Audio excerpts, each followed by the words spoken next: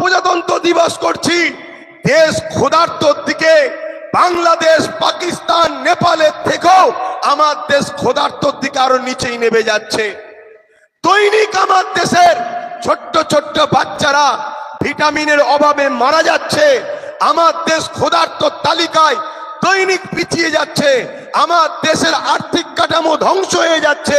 আমার দেশের GDP down হয়ে যাচ্ছে। আমার দেশের টাকার ভ্যালু কমে যাচ্ছে। আমার দেশে বেকারত্ব বেড়েই যাচ্ছে। এই বেকারত্বদের সমস্যা সমাধান কেন্দ্রের অপদার্থ সরকার করতে পারছে না।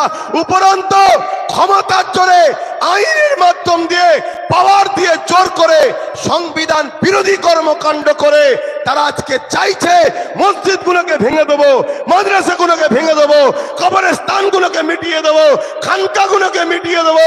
আমি একজন ভারতের নাগরিক হিসাবে জানতে চাই, আমার দেশের সংবিধানের বিরুদ্ধে গিয়ে কেউ যদি মসজিদ, মাদ্রাসা, কবরস্থান, খানকাকে মিটাতে চায়, আমরা জীবনের বুকে তাজা খুন দিতে হলো এদের বিরুদ্ধে লড়াইয়ের রাজি আছি না নয়। একদিকে যেমন এই লড়াই আমার দেশের সংবিধানের ইজ্জত রক্ষা করা হবে, অপরদিকে আমাদের ধর্মীয় অধিকার বাঁচাবার জন্য লড়াই করতে হবে। আজকে বড় আফসোস, দুঃখের সাথে বলতে হয়, এই জায়গায় প্রোগ্রামটা হচ্ছে, আপনাদের একটু কষ্ট হচ্ছে বুঝতে পারছি, কেন প্রোগ্রামের জায়গা নয়।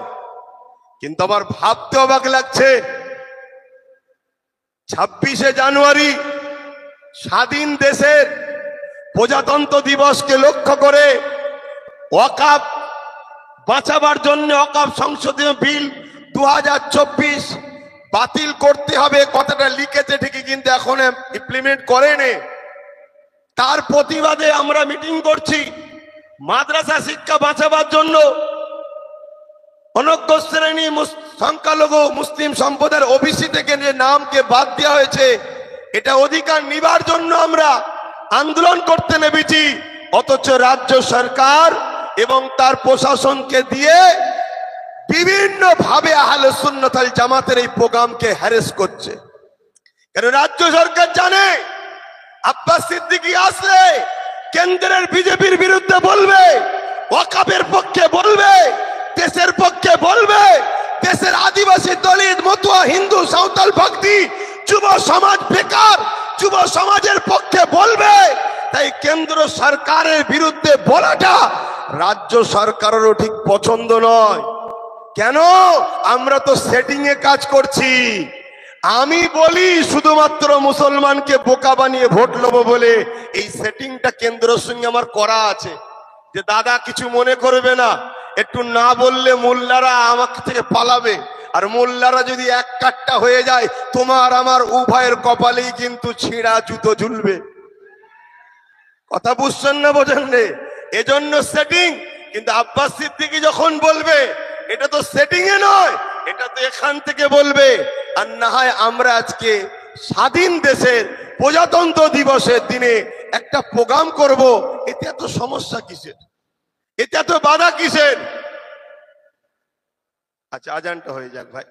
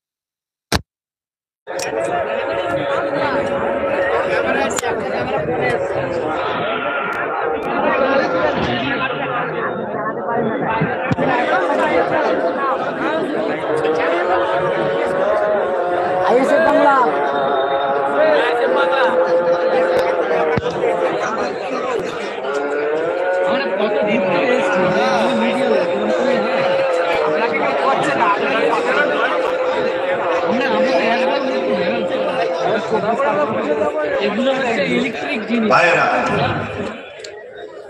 আজান তো হয়ে গেছে। দেখুন, আলোচনা অনেক বাকি আছে, লড়াই আজকে শেষ নয়। দীর্ঘ 150 বছর ধরে লড়াইয়ের পর আমার দেশ স্বাধীন হয়েছে। সেই দেশকে আবার ভেতর থেকে আস্তে আস্তে কুড়ি কুড়ি খোকলা করা হয়েছে। এই ঘাকে মিটাতে গেলে আমাদের ঘরও 20-30 বছর ধরে লড়াই করতে হবে। আপনারা হাঁপিয়ে যাবেন না তো? সাক্ষী দিয়ে বলছেন তো লড়াই করবেন তো দেশের জন্য? এই যে মসজিদের আজানটা হচ্ছে, আজান হোক চান তো নাকি?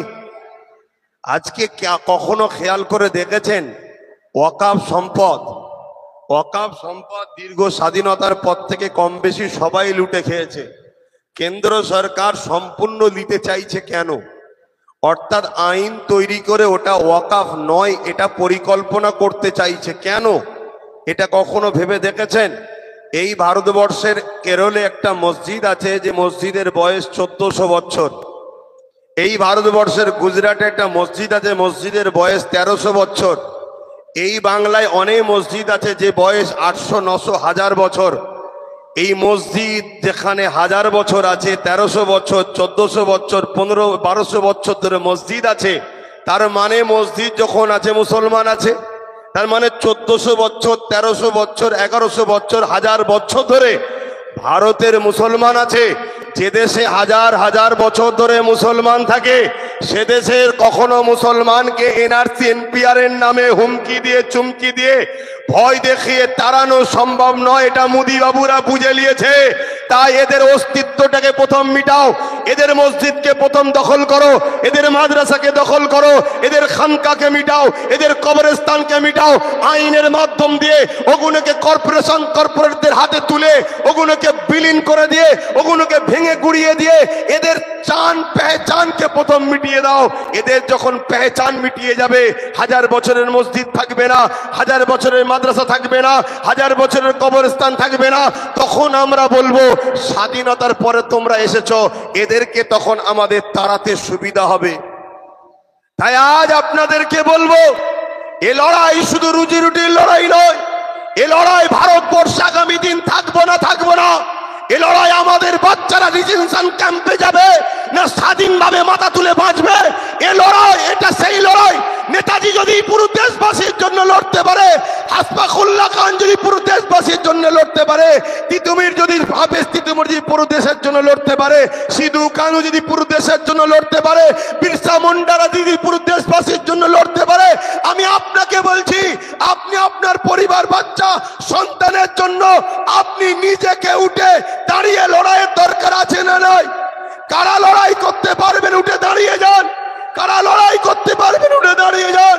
তবে এ লড়াই সংবিধানকে মান্যতা দিয়ে হবে।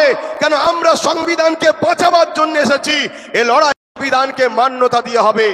আজকে বড় দুঃখ লাগে রাজ্য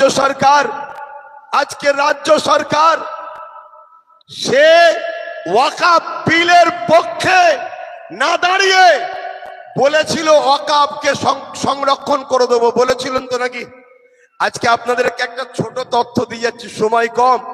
উত্তর 24 পরগনা আব্বাস আলী গোরাচাঁদ বলে একজন আল্লাহর ওলি রয়েছে, তিনার 900 বিঘে জায়গা ছিল। রাজ্য সরকারের দয়াতে সেই 900 বিঘেটা এখন আছে হচ্ছে মাত্র 92 শতক। কত বিঘে জায়গা? 900 বিঘে জায়গা আছে কত? 92 শতক। তাহলে বাকি জায়গাটা কে ছেড়েছে? তাহলে কেন প্রোগ্রামটা বাধা দেওয়া হচ্ছে বুঝতে পারলেন?